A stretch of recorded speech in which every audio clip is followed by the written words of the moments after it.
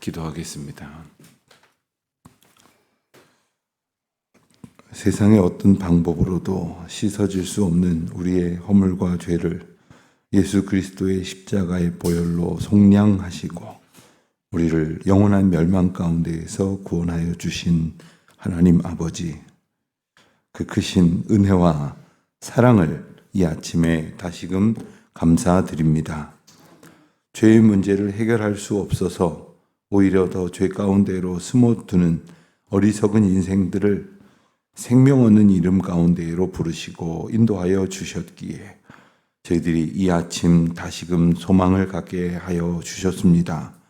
간절히 바라고 나옵기는 저희에게 주신 은총처럼 또 수많은 사람들이 예수 그리스도의 이름을 붙들고 구원의 은혜를 누릴 수 있도록 인도하여 주시기를 기도드립니다. 저희가 한평생을 살면서 무슨 대단한 일을 한다고 생각할지는 모르지만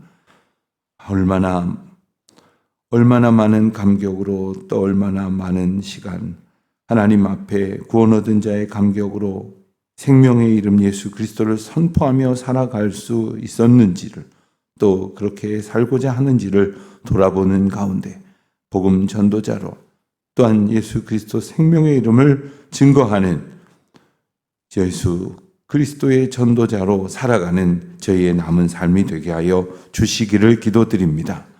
저희 자녀들을 많은 것으로 가르치고 또 세상에서 머리가 되게 하고자 하오나 생명의 이름을 과연 그들이 붙들고 있게 하였는지 예수 그리스도 그 이름 가운데에 구원의 은혜를 누리며 살아가고 있게 하고 있는지를 겸손히 돌아보아 하나님 앞에서 정말 주신 부모의 사명 잘 감당하는 저희들 되게 하여 주시기를 기도드립니다. 교회로 교회된 본분을 주셨사오니 예배하고 전도하며 선교하고 봉사하는 가운데 우리 다음 세대들 잘 가르쳐 나아갈 수 있도록 인도하여 주시옵소서. 하나님 아버지, 특별히 해마다 여름 성경학교 여름 수련회를 가질 수 있도록 은혜를 베풀어 주신 주님의 은혜를 감사합니다. 코로나 험악한 세월을 지나면서도 저희들이 우리 사랑하는 어린이들과 귀한 여름 행사를 통하여 평생토록 예수 그리스도의 이름 그 가운데에 살 수 있는 은총 베풀어 주셨사온즉 이 여름에도 그와 같은 은혜를 베풀어 주시고 예비하시는 은총 가운데로 저희를 인도하여 주시기를 기도드립니다. 이번 주간 토요일부터 시작되어지는 이 모든 시간 동하여 성령 하나님 역사하시고 우리 모든 선생님들과 또한 봉사자들, 학부모님들과 우리 어린 아이들이 예수 생명 그 기쁨 안에 놀라운 은혜와 자유와 평강을 누릴 수 있는 시간이 되게 하여 주시옵소서.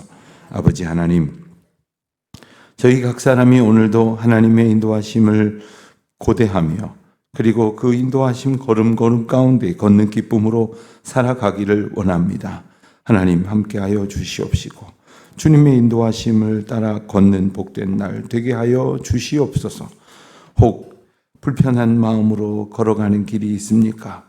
하나님께서 선한 길로 이끌어 주시기를 원하옵고 주님께서 인도하시는 길임을 깨달았을 때에는 저희의 몸과 마음이 주님 앞에 온전히 맞추어져서 바르고 온전히 순종할 수 있게 하여 주시기를 기도드립니다. 하나님, 이 아침에도 주의 말씀 붙들기를 원합니다. 말씀을 통하여 저희에게 일러주시는 바가 무엇인지를 깨닫는 지혜를 얻게 하여 주시옵소서. 저희의 눈으로 또 저희가 가진 지식이나 혹은 세상의 상식으로 말씀을 보려 하지 않도록 도와주시고 주님께서 비추어 주시는 그 말씀에 저희 마음을 두고 생각을 비추어 보게 하여 주시옵소서.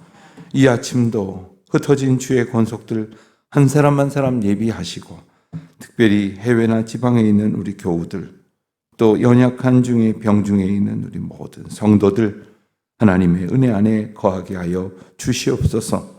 여행 중에 있는 이들, 출타 중에 있는 이들, 군문에 나가 있는 자녀들과 유학 중에 있는 젊은이들, 병상에서 이 아침을 맞는 우리 모든 사랑하는 교우들 주님의 은혜 안에 있게 하여 주시옵소서.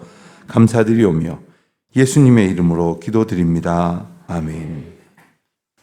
열왕기하 11장 말씀을 봅니다. 열왕기하 11장 13절부터 21절까지 말씀 함께 봉독하도록 하겠습니다. 아달랴가 후위병과 백성의 소리를 듣고 여호와의 성전에 들어가 백성에게 이르되 봄에 왕이 규례대로 단 위에 섰고 장관들과 나팔수가 왕의 곁에 모셔 섰으며 온 백성이 즐거워하여 나팔을 부는지라. 아달랴가 옷을 찢으며 외치되 반역이로다 반역이로다 하매 제사장 여호야다가 군대를 거느린 백부장들에게 명령하여 이르되 그를 대열 밖으로 몰아내라. 그를 따르는 자는 모두 칼로 죽이라 하니 제사장이 이 말은 여호와의 성전에서는 그를 죽이지 말라 함이라. 이에 그의 길을 열어주매 그가 왕궁에 말이 다니는 길로 가다가 거기서 죽임을 당하였더라. 여호야다가 왕과 백성에게 여호와와 언약을 맺어 여호와의 백성이 되게 하고 왕과 백성 사이에도 언약을 세우게 하매 온 백성이 바알의 산당으로 가서 그 신당을 허물고 그 제단들과 우상들을 철저히 깨뜨리고 그 제단 앞에서 바알의 제사장 맏단을 죽이니라. 제사장의 관리들을 세워 여호와의 성전을 수직하게 하고 또 백부장들과 가릿사람과 호위병과 온 백성을 거느리고 왕을 인도하여 여호와의 성전에서 내려와 호위병의 무기를 통하여 왕궁에 이르매 그가 왕의 왕자에 앉으니 온 백성이 즐거워하고 온 성이 평온하더라. 아달랴를 무리가 왕궁에서 칼로 죽였더라. 요아스가 왕이 될 때의 나이가 7세였더라. 아멘. 아달랴라는 인물에 대해서 이제 자세히 우리가 보고 있습니다. 아달랴는 참 여러 가지 직함을 가지고 있었던 사람입니다.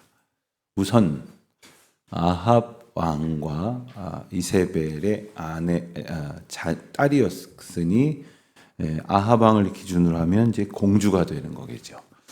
북이스라엘의 왕의 공주였다가 남유다에 시집을 오면서 남유다의 왕의 며느리가 되어서 왕이 되므로 왕비가 되었습니다. 공주였다가 왕비였다가 그러다가 아들이 왕이 남편의 뒤를 이어서 남편 여호람의 뒤를 이어서 아하시아가 왕이 됐으니 이번에는 태후가 되었습니다. 그런데 그 아들이 죽자 아하시아가 이제 북이스라엘의 여호람 왕이라는 이가 아프다는 이야기를 듣고 문안하러 갔다가 거기서 하나님께서 아합 왕을 그리고 그 가문을 멸절시키도록 세우신 그 예후에 의해서 북이스라엘의 모든 왕가가 멸절을 당하고 그리고 그와 연대했던 남유다의 아하시아 왕과 왕자들까지 싹 죽임을 당하게 되자 이번에는 자기가 나서서 왕이 되었습니다. 복잡하지요? 한 사람이 이 나라의 공주였다가 저 나라의 왕비가 되고 그리고는 태후가 됐다가 아예 자기가 왕이 되었습니다. 그때까지 여왕은 남유다 북이스라엘은 물론이고 고대 근동에 있어서 거의 상상할 수조차 없는 그러한 체제였습니다. 그럼에도 불구하고 그가 왕이 되고자 했다. 어떤 그 왕가에 허락하신 하나님의 사명을 이루어 가기 위해서 나라도 희생해서 이 일을 감당해야 되겠다라는 그런 책임감에서 비롯되어진 것이 아니라는 것을 우리는 보게 됩니다. 왜냐하면 그 아달랴가 왕이 되어지는 과정 가운데 이제 남편도 죽고 또 아들도 죽고 그리고 아들의 뒤를 이을 만한 아들의 형제들이나 이제 동기간들 되어서 이제 그 집안의 왕자들을 싹 다 죽여버리고 자기가 왕좌에 올랐다는 사실은 정말 생각할수록 끔찍한 일이 아닐 수 없습니다. 게다가 왕의 적통을 이어받을 만한 왕가의 모든 아들들을 다 죽였습니다. 그때 우리가 어제 본 대로 제사장이 그 어린 아이 중에 하나를 숨겼습니다. 성전에서 숨겨 키웠다고 했습니다. 아마 이 왕족이라는 사실이 드러나지 않도록 숨겨서 키웠던 그 아들이 바로 그 아이가 요아스였는데, 요아스가 7살이 되었을 때, 그러니까 약 6년 정도 아달랴가 재위하고 있었던 어느 날 오늘 사건이 벌어집니다. 이 아달랴는 아무것도 모르고 성전에 들어섰지만 제사장 여호야다가 이제 여러 가지 작전을 미리 준비해서 도망하는 자들을 대비하는 일까지 이 역할을 나누어서 무리를 세 대로 나뉘어서 그리고는 아달랴를 제압을 합니다. 아달랴는 이제 이 16절 말씀과 20절 말씀에서 보듯이 비참하게 이제 죽임을 당하게 됩니다.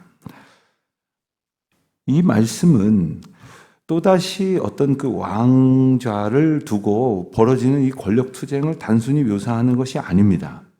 어제와 그제 우리는 권력을 둘러싸고 보여지는 인간의 참담한 모습들을 우리가 이제 보게 되지 않습니까?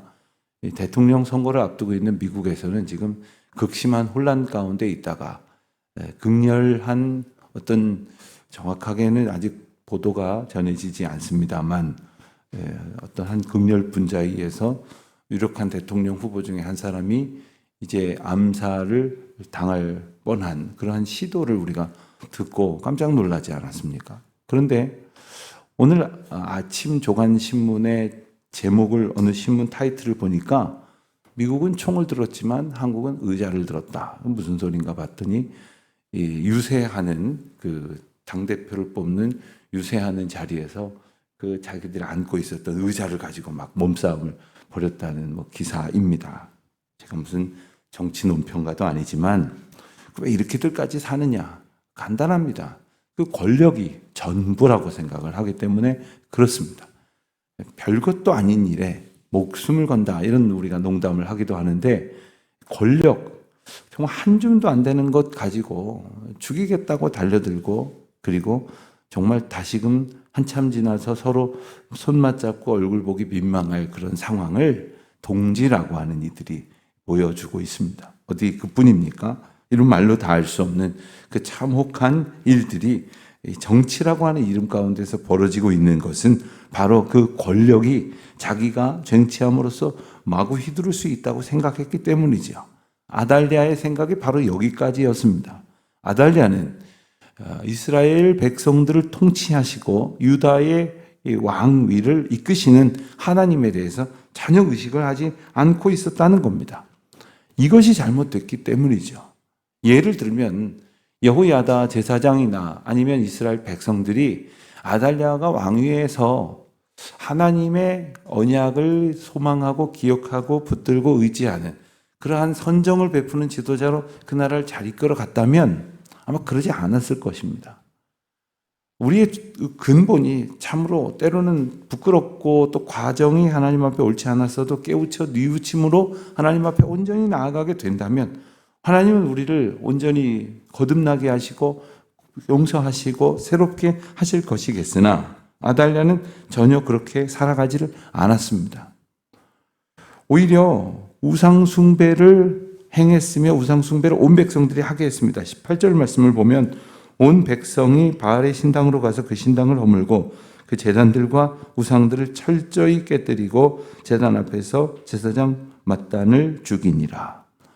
북이스라엘에도 이미 없어진 바알 우상 숭배가 아직도 남유다에 남아 있었습니다. 이것은 이 아달랴가 북이스라엘보다 상대적으로 훨씬 더 우상 숭배를 척결하기 위해서 지속적으로 애써왔었던 남유다에서 이런 일들이 벌어지고 있다는 것은 아달랴가 어떤 나라 전체가 그리고 백성들의 방향이 하나님을 향해 가도록 애쓰지 않았다는 사실을 아주 단편적으로 보여주는 것입니다. 예컨대 부모가 바른 신앙을 보이지 않으면서 어떻게 자녀들이 바른 신앙을 가지고 살기를 바라겠습니까? 왕이 어떻게 살아가느냐에 따라서 그 왕을 둘러싸고 있는 이 권력층이 방향이 그리고 백성들의 방향이 정해지는 이 절대 왕권주의 그 치하에서 여왕 아달랴가 보여줬던 모습은 바로 이런 모습이었어요. 그러나 놀랍게도 하나님께서는 하나님 정말 새카만 어둠 속에 있는 이스라엘 유다 백성들 가운데에 하나님의 사람들을 남겨두셨고 하나님의 사람들을 숨겨두셨고 하나님의 사람들을 일으켜 주셨다는 거예요.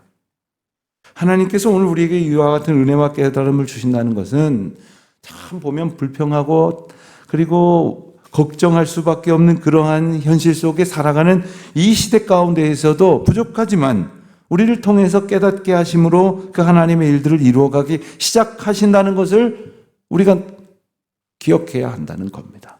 그러니 우리 가정에 이런 기도가 필요하고 우리 교회에 우리 공동체에 이런 소원을 갖게 되어져야 한다는 사실을 깨달으면 감사함으로 하나님 앞에 묵묵히 순종하여 그 일들을 해나갈 수 있도록 주님을 의지하고 그리고 주님께서 주신 귀한 말씀을 붙들고 살아가도록 해야 될 것이겠습니다.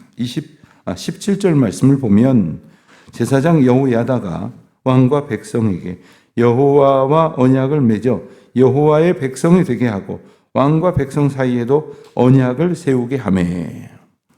여기서 중요한 단어가 두 번 반복이 됩니다. 바로 언약이라는 말입니다. 언약. 그러니까 하나님과 백성들 사이의 이 약속, 하나님과 백성 사이의 약속은 또한 백성들과 백성들 사이에 왕과 백성들 사이에 약속이 되기도 합니다. 왜냐하면 이 하나님 앞에 우리가 모두 연합되어져 있기 때문입니다. 그러니까 하나님을 사랑하고 그리고 이웃을 서로 사랑하자는 하나님의 말씀을 붙들기로 모두가 하나님 앞에 고백하게 된다면 당연히 그 가운데에 하나님으로 연결된 우리 성도들과 서로 화목하고 사랑하고 연합한다는 사실이 전제되어져 있게 될 것입니다. 또 왕과 백성들이 이 사랑하고 충성하고 순종하는 것도 그저 어떤 왕권 때문이 아니라 그 왕을 통해서 이끄시는 하나님의 통치를 백성들이 소망하게 하셨기 때문입니다. 언약이라고 하는 의미의 중요한 사실은 이 언약은 미완료적인 성격이 있습니다. 다시 말해서 이 언약은 종결된 사건이 아니라 계속 이어지고 있다는 거예요. 약속이 아직 남아 있다는 겁니다. 오늘 12시에 뭐 어디서 누구랑 점심을 먹기로 여러분 약속을 했다. 그러니까 아직 살아있는 겁니다. 예, 오늘 12시까지 기억하고 있다가 지켜야 되는 거 아닙니까? 마찬가지입니다. 이것은 뭐 오늘 12시는 12시면 끝나지만 하나님께서 영원토록 우리와 함께 하신다는 그 약속은 계속해서 그 약속이 유효하다는 은혜 가운데 우리가 살게 하셨다는 은혜를 계속 우리가 누리게 한다는 사실입니다. 그런데 이스라엘 백성들은 그것을 잊었어요. 잊게 되어져 버리고 말았다는 그 상황 속에서 하나님께서는 하나님의 백성 선지자 여호야다와 그리고 하나님의 약속의 말씀을 아주 어렴풋이라도 기억하고 있게 하신 그 많은 사람들을 통해서 소망하게 하시고 지키게 하셨다는 것이죠. 옆에 사람이 약속을 기억하고 그 약속대로 살아가는 사람은 그 약속이 주는 그 의미와 약속이 주는 소망과 기대를 모든 사람들에게 확산할 수 있게 될 것입니다. 하나님의 은혜의 약속을 오늘도 우리가 다시금 받습니다. 그래서 오늘 말씀의 표현을 보면 언약을 새롭게 했다. 언약을 갱신했다. 언약을 통해서 우리를 각성했다. 이런 말을 할 수가 있을 거예요. 그러니까 언약을 생각하지 못하고 있었던 사람이 갑자기 그 언약을 우리가 떠오르게 하는 거죠. 전화기의 기능 중에 좋은 것 중에 하나는 그 약속 시간 몇 시간 전에 이것을 그 알람을 울려서 약속을 알려주는 것입니다. 그러니까 단순히 그냥 종만 치는 게 아니라 화면에 딱 떠요. 약속 시간 뭐 2시간 전 이렇게. 하면서 봐. 빨리 준비하고 나가야겠다. 하나님께서 우리 가운데 매일 아침에 우리가 약속의 백성이라는 사실을 일깨워 주십니다. 또 매주일 하나님께서 우리가 약속의 삶을 살도록 인도하셨다는 사실을 각성케 해 주십니다. 얼마나 큰 은혜인지 모릅니다. 우리가 성도들을 서로 보면서 우리가 약속의 백성이라는 사실을 알게 되어지는 거예요. 세상 가운데 막 뒤섞여 살 때는 우리가 정신을 차리지 못하고 막 이리 휩쓸리고 저리 휩쓸리게 될 때도 있지만 성도들이 서로를 보면서 우리에게 하나님께서 약속을 주셨다는 사실. 혼자 있을 때는 아주 침체될 수 있을지 모르지만 서로를 바라보면서 소망을 품게 하신 사실. 여러분 가끔씩 예배당 공사 현장 앞을 좀 지나다녀 보십시오. 아, 내가 기도를 안 하고 있었구나. 우리가 예배당 짓는 귀한 은혜의 과정. 여러분, 이 공사하는 기간이 끝나면 누릴 수 없는 은혜를 이 기간 동안에 우리에게 주십니다. 그것을 바라보면서 기도하게 하시는 거예요. 예전에는 저희 어렸을 적에는 예배당 공사한다 그러면 가서 어린 학생들도 가서 벽돌 몇 장 나르고는 나도 참여했다 이러는데, 요즘은 공사장의 인부들이 가까이는 오지 말라고 그래요. 근데 곁에 가서 하나님의 은혜의 약속을 소망하며 기도조차 안 하면 되겠습니까? 그걸 봄으로써 우리에게 약속을 새롭게 갱신시켜 주시는 거예요. 오늘의 모든 사정을 통해서 우리에게 주신 약속을 새롭게 하시는 하나님의 은혜와 함께 하시는 저 여러분 되시기를 주님의 이름으로 축원합니다. 하나님 아버지, 오늘도 말씀을 통해서 저희들에게 언약 백성 되게 하심을 깨닫게 하시니 감사합니다. 말씀을 기억하고 주님의 약속을 받은 자로 살아가는 기쁨으로 충만한 오늘 하루가 되게 하여 주시옵소서. 예수님의 이름으로 기도드립니다. 아멘.